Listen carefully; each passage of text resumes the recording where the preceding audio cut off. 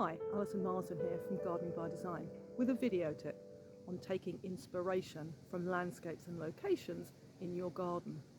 I have a small area of garden that has a slightly coastal feel to it.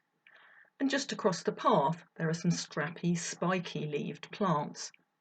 And together, these two areas were inspired by a little piece of the Mediterranean coast, which we visited on holiday.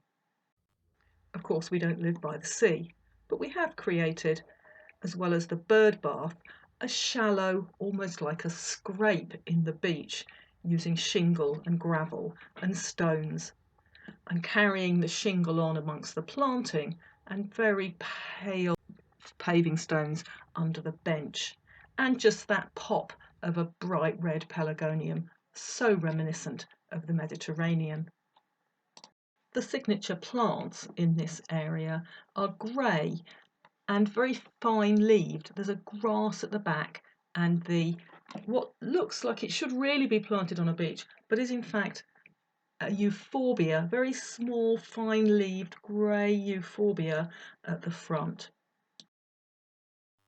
This corner is in a completely different style from the rest of the garden, and it works well because it is hidden from the main view as you approach from the house. Behind the yellow and green variegated evergreen shrub, you have to walk round that, and as you get past, you can see in to the bench and the table and our little coastal nook.